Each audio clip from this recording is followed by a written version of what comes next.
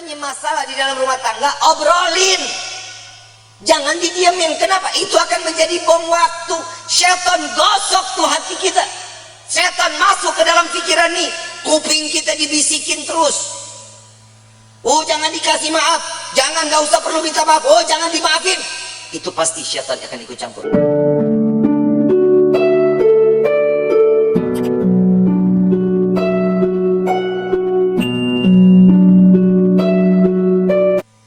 Orang dulu beda sama orang sekarang. Kalau orang dulu mah ya Allah dapat rezeki berapa aja mah boleh, alhamdulillah. Istri sekarang banyak nuntut. Gaji kemarin sekian, kenapa sekarang sekian? Betul nggak? Kenapa begitu?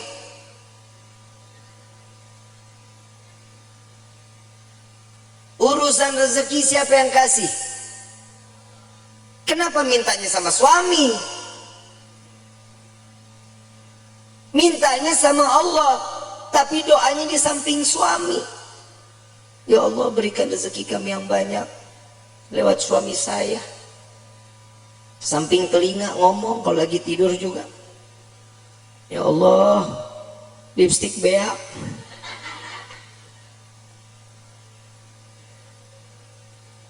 Itu suami pasti mimpinya nggak bagus.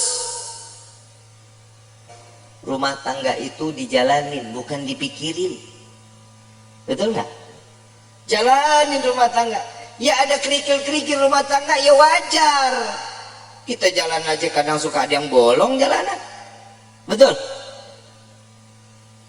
Saat dimana kerikil itu ada, itu pembelajaran bagaimana caranya kerikil itu hilang. Ambil sapu, singkirin. Jangan ditimbun, bakal jadi gede. Orang lewat susah. Yang namanya rumah tangga itu jalanin. Jalanin semata karena apa? Karena Allah. Cari ridho, selamat, imannya juga dipakai. Yang namanya manusia itu ditegur lewat perkataan Allah. Takwanya yang diingetin. Kenapa? Karena pernikahan itu wajib dijalani dengan ketakwaan, dengan ibadah kepada Allah. Suami istri kalau jalan ibadah sama-sama di hadapan Allah dengan mencari keridhaan Allah, selamat rumah tangga kita, ibu bapak. Selamat. Ibu bikin kopi, ridho. Ya Allah, saya ingin bikinin kopi buat suami saya. Jangan dicampur sianida. Baik. Bikin karena ridho, kehidupannya apapun senyum. Tadi saya bilang, jangan takut saat nanti setelah pernikahan rezeki kalau Allah lagi kurangin, terima aja. Ujiannya itu di dalam hidup kita. Itu ujian pertama. Kadang ada, pernah dengar nggak, orang baru nikah 2 bulan 3 bulan cerai? Ada nggak? Ada. Kenapa? Karena tidak menerima hasil apa yang telah diberikan oleh Allah. Allah udah jamin di dalam Al-Quran, fa inna ma'al usri yusran, inna ma'al. Setiap kesulitan pasti ada kemudahan, ada jalan keluar. Gak mungkin setiap jalan keluar itu buntu, gak mungkin. Allah menetapkan satu ujian kepada setiap hamba, pasti hamba itu punya kekuatan. Allah gak jahat kayak kita. Kadang kita nyuruh orang seenak-enaknya, itu orang nggak mampu juga kita harus wajibin. Tapi kalau Allah memerintahkan kita karena tahu Allah ini manusia ini mampu, ini orang tahu cara jalan keluarnya, Allah kasih jalan keluarnya. Wa wajadaka dhalan fahada. Allah kasih petunjuk di dalam kehidupan. Ini ayat buat siapa? Nabi SAW. Saat Nabi berjumpa dengan 2 arah, harus kemana? Ke kanan kah? Lurus kah? Ke kiri kah? Kemana? Tapi Allah kasih petunjuk jalan. Makanya di dalam rumah tangga petunjuk itu wajib kita cari. Bagaimana caranya? Tahajud jangan ditinggalin, sholat duha jangan ditinggalin, sholat taubat, hajat, minta sama Allah. Kenapa? Saat seorang istri sujud, saat seorang suami sujud, ini akan mendapatkan pandangan kasih sayang oleh Allah. Insya keluarganya pasti sakinah. aman, tenang. Yang kedua, mawaddah. Mau apapun kendala di dalam rumah tangga tetap ngegemesin. Tahu ngegemesin? Bercanda tuh di dalam rumah tangga harus. Suami istri jangan tegang-tegang. Cuman nanya, gaji berapa sekarang? Lu berapa? Gue sekian. Banyakan gua. Jangan. Saling. Bercanda bagaimana? Sekiranya yang dilihat istri suka, suami suka. Ada kisah ini, Sayyidina Ali karamallahu wajha, menantu Rasulullah SAW, pernah ada konflik saat Siti Fatimah berbicara. Saat Siti Fatimah berbicara itu, Sayyidina Ali ngerasa tersinggung. Wajahnya berubah. Gak seneng. Tapi gak berani untuk ngucapin Sayyidina Ali. Kenapa? Karena memandang, ya Allah, ini anaknya Nabi. Saya marah, saya takut dosa. Enggak dibicarain, tapi masang wajah berubah. Siti Fatimah sadar, salah ucapan saya, minta maaf. Langsung minta maaf sama suami. Gak dijawab, keliling sambil nari-nari. Sambil nari-nari. Begitu selesai nari-nari, bikin lucuan, sampai Sayyidina Ali tertawa, senyum. Maka disitulah Siti Fatimah datang kepada Rasulullah Sallallahu Alaihi Wasallam. Ya Rasulullah, tadi nih saya ngerasa ada salah bicara sama suami saya. Langsung mukanya berubah, Nabi ikut berubah. Belum selesai bicaranya Siti Fatimah, Nabi juga berubah. Kenapa? Hei, engkau tidak akan mendapatkan keridhaan Allah, engkau akan dilaknat oleh Allah. Ntar dulu, saya sudah berhasil membuatnya dia tersenyum. Apa yang kau lakukan? Saya menari-nari, entah berapa puluh kali saya keliling-keliling di depan wajahnya, sampai keluar senyuman. Apa kata Nabi? Maka saat dia tersenyum, Allah buka pintu surga untukmu, maka Allah kembali ridha kepadamu. Pak, Bapak, besok kalau istri marah-marah, panggil topeng monyet, suruh main, suruh dia joget di depan kita. Jangan malu, Bu. Ibu punya salah, ngomong minta maaf. Nggak tahu salahnya di mana, tetap minta maaf. Bib, kalau yang salah suami, tegur baik-baik. Jangan didiemin sehari, 2 hari, 3 hari. Ini bahaya. Ini kadang di rumah tangga suka begitu tuh. Kadang kalau lagi ribut rumah tangga, main diem-dieman. Saya lagi bingung, ada suami istri kalau ribut diem-dieman. Lu tinggal serumah, lu diem-dieman, lu kayak anak kos. Yang namanya masalah di dalam rumah tangga, obrolin. Jangan didiemin. Kenapa? Itu akan menjadi bom waktu. Setan gosok tuh hati kita. Setan masuk ke dalam pikiran nih, kuping kita dibisikin terus. Jangan dikasih maaf, jangan, gak usah perlu minta maaf, jangan dimaafin. Itu pasti syaitan akan ikut campur. Kenapa? Syaitan gak bakal pernah terima ngelihat rumah tangga utuh karena cari ridha Allah. Syaitan gak bakal diam. Siti Hawa, Nabi Adam, romantisnya setengah mati. Romantisnya setengah mati. Laki-laki digoda karena siapa?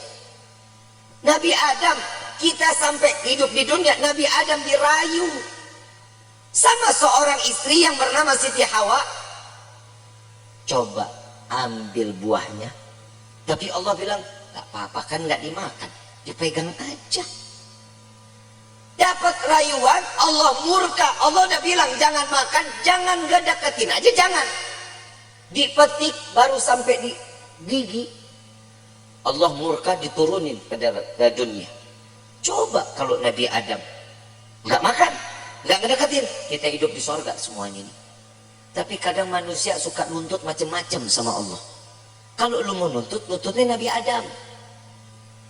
Gara-gara Nabi Adam makan buah khuldi, kita jadi ada di walahar. Aturan kan kita di sorga semuanya ada. Gak capek-capek kerja, capek-capek nulis CV, ngajuin, kadang diterima, kadang kagak. S1 ini servis. Kadang begitu. Kalau kita hidup di surga kan nikmat, tapi inilah bagaimana kita bisa kembali ke dalam surga. Ujian dalam hidup itu yang membuat kita kuat di dalam iman kehadapan Allah. Suami mah perintahnya dikit, cuman ngasih nafkah yang halal, memberikan satu kebaikan, jangan mencontohkan suatu keburukan. Itu tugas suami. Istri pasar, masak, sajiin makanan, betul, ngurusin anak, rapihin rumah, betul, nyuci, ngepel, nyapu, nyetrika, banyak nggak kerjaannya? Emang lu tugasnya. Terus fungsinya suami ringanin beban istrinya, itu suami.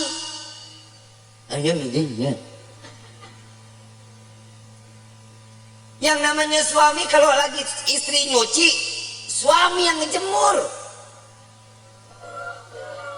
Emang nggak ada suami yang begitu di sini? Nggak ada. Tukar tambah, Bu.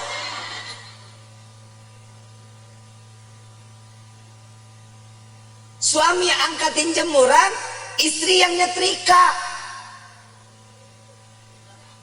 Nggak ada. Suami yang ke pasar, istri yang masak. Nggak ada. Ya derita lu dah. Ngeringanin beban istri itu salah satu pahala untuk suami. Minimal saat suami istri lelah, pundak kita berharga, Pak, buat istri. Saat istri mengadu, yang aku capek hari ini, sini saya. Sini. Gak ada yang begitu, gak ada. Berarti di dunia laki gue doang yang begitu tuh. Lah ngapa lu? Lah bini-bini gua. Ini fungsinya mawaddah, saling manja, gemesin. Tuh tingkah laku yang begitu aja ibu pada teriak. Kenapa? Gemes banget begitu. Yang ketiga, warahmah. Hibur kehidupannya dengan kasih sayang. Pegangan tangan, rahmat. Allah turunin kasih sayangnya. Rontok dosa kecilnya.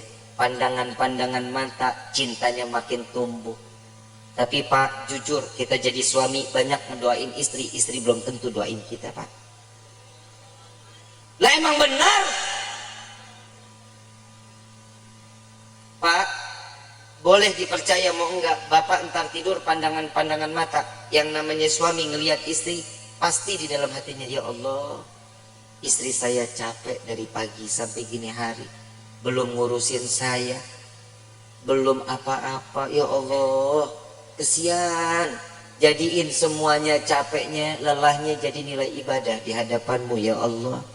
Itu suami doanya. Kalau istri ngelihat kita Pak lagi tidur pandang-pandangan, ya elah laki gue begini banget, mana mata belok, hidung pesek, hitam, hidup lagi. Tuh istri begitu.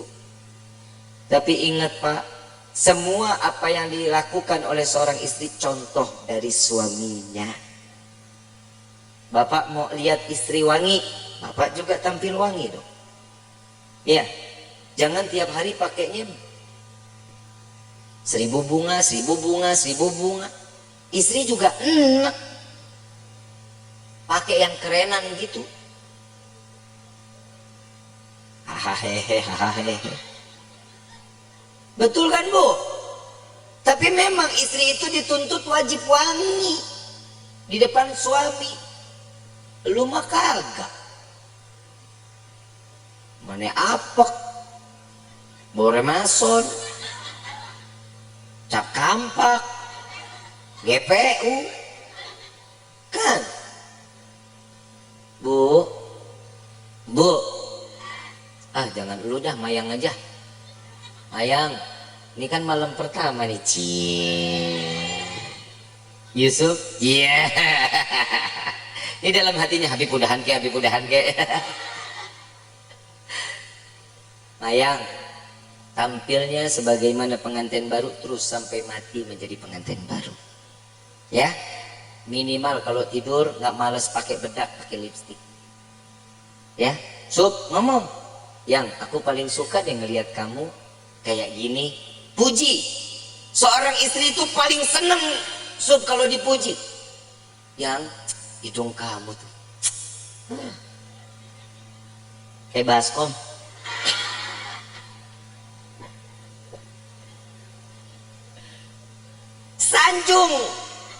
Sanjung istri yang Nabi sering sanjung istri, disanjungkan sama Nabi kan, disanjung Humairah yang pipinya kemerah-merahan. Bapak ngomong nih, dia masalahnya orang hitam legem, mana merahnya, ya minimal kan dipanggil manis kan bisa, sweetie kan bisa, jangan dipanggil Blacky. Jangan. Karena kasih sayang itu timbul juga dari panggilan. Jujur, Pak, maaf, Bapak kalau dipanggil siak gahar nggak? Kesel nggak? Dibilang manena? Kesel nggak? Saya ini seorang kepala rumah tangga, hargain saya. Coba kalau suami dipanggil sayang, besok uang jajan nambah, Bu. Dan laki-laki juga sadar diri, wajib ngasih tahu sama istri. Lihat Rasulullah nyanjung Siti Fatimah, Siti Aisyah saat lagi sholat. Siti Aisyah, Rasulullah lewat, ya Allah, terima amal ibadah Aisyah. Ya Allah, ampuni dosa Aisyah. Ya Allah, masukkan Aisyah ke dalam syurgamu. Doa di hadapan Siti Aisyah. Siti Aisyah lagi sholat. Begitu selesai sholat langsung kabur. Ya Rasulullah, tadi aku dengar engkau doakan aku. Iya ya Aisyah. Gimana perasaannya? Wah, senang. Begitulah caraku mendoakan umatku, kata Nabi Muhammad SAW. Ternyata doanya Nabi Muhammad tetap buat umat. Kebahagiaan siapa? Umat. Makanya orang yang menikah itu mencontoh sunnah Nabi Muhammad SAW. Makanya ibu, yang namanya suami nikah jangan banyak aturan. Suami mau nikah lagi, kasih. Emang apa? Perih. Lebih perih suami ngeliat lo cemberut mulu. Betul Pak? Pulang dari pagi sampai sore ngeliat istri udah begitu aja modelnya, dari mulai bangun tidur sampai sore begitu. Muka demek, rambut berminyak, begitu dicium, ya Allah, bau kompor. Bu, mau suami betah di rumah mau? Yang rapih dong. Kelihatan suami bakal pulang kapan? Mandi, rapi, bersih. Saat ngadepin suami, suami pulang ngelihat istri cantik, ya Allah, itu capek ditinggal di pagar, Bu.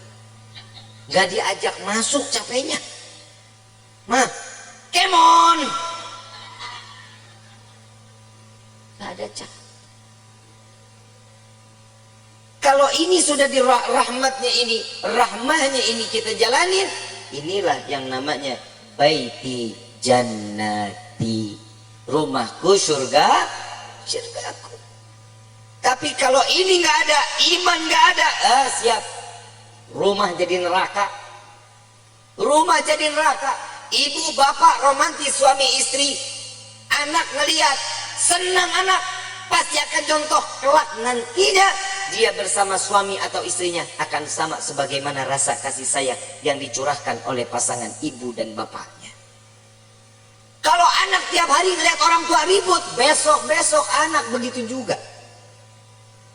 Apalagi kalau ada bapak kasar sama istri. Punya anak laki-laki, punya anak perempuan, besok tuh anak kalau udah gede punya psikologinya berubah, takut sama laki-laki, dia akan cari pasangan perempuan. Lah emang udah banyak sekarang yang begitu. Sebenarnya itu faktornya bukan hanya itu. Yang kedua, ada salah sama siapa dia bermainnya, sama siapa dia berkawannya. Makanya rumah tangga itu diisi dalamnya dengan iman, kenalin Allah sama nabinya, maka rumah tangga akan berkah.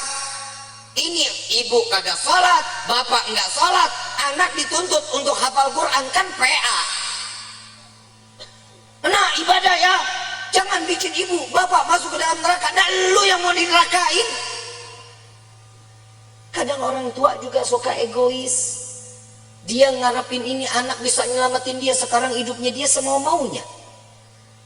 Kasih kenal anak kepada Allah sama Nabi, itu yang bikin tenang. Bapak, ibu enak ibadah, ibu enak pengajian, anak terlepas rambutnya, kelihatan sama yang bukan mahramnya. Hati-hati, ini anak perempuan begini, cukup dengan satu helai bawa masuk 4 laki-laki ke dalam neraka jahanam.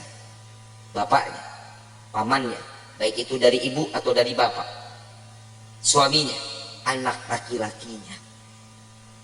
Jangan jadi aman. Makanya saya selalu mengatakan, saat proses pemakaman, simak baik-baik. Untuk para alim ulama, para kiai, para asatidz, saya ingin menyampaikan, untuk prosesi pemakaman, perempuan dilarang ikut di dalam proses pemakaman. Ngaji, makanya ngaji. Jujur kiai, jujur ustaz, ustazah, benar. Ini yang masih menggunakan tradisi ini cuma para habaib sama syarifah. Sekarang proses pemakaman, saat keranda jenazah dibawa, perempuan ikut di belakang. Saat perempuan atau si jenazah ingin diproses masuk ke dalam liang lahat, perempuan pada ngejejer di dekat lubangnya. Hati-hati, yang namanya perempuan itu banyak larangannya. Tangan terbuka segini, ini.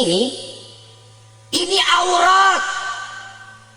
Ibu yang ngebuka aurat, jenazah yang disiksa.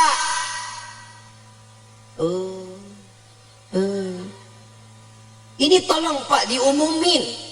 Pak Kepala Desa boleh bikin surat untuk setiap masjid sama musola. Perempuan dilarang ikut.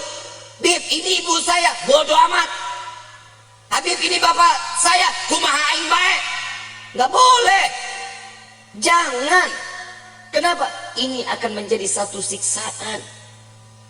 Selesai proses pemakaman, laki-laki keluar, perempuan mau silahkan, mau ziarah, nggak dilarang.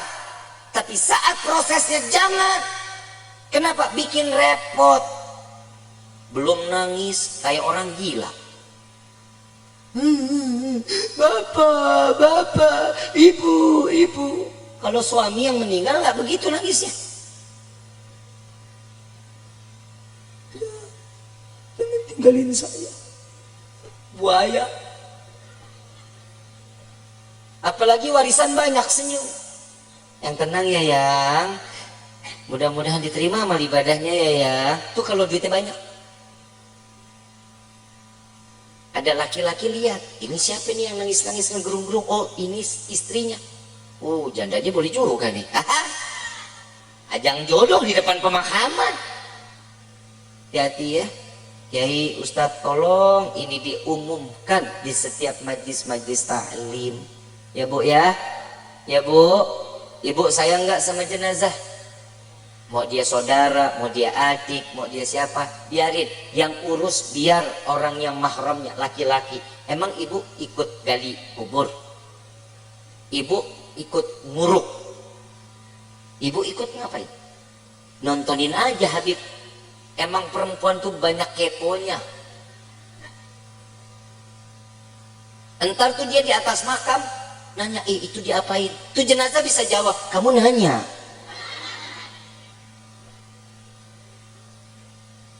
Bahaya. Ya jangan ya. Jangan ya Bu ya. Mulai sekarang nggak boleh ikut lagi. Insya Allah. Nanti kalau suatu saat, mudah-mudahan kita semua dikasih umur panjang, sehat afiah untuk ibadah kepada Allah. Amin ya Rabbal.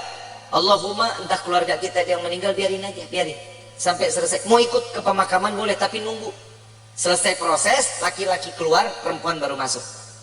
Ya, ikut situ. Mau tebar bunga silahkan, ya, mau naruh air mawar silahkan, nggak apa-apa. Tapi saat proses, perempuan jangan ada yang ikut. Kenapa? Ini yang akan menjadi penyebab siksaan untuk ahli kubur. Na'udzubillahi min. Kenapa? Karena perempuan itu banyak larangannya. Paham ya? Insya kurang lebih mohon dibukakan pintu maaf yang seluas-luasnya. Wabillahi taufiq wal hidayah. Wassalamualaikum warahmatullahi wabarakatuh.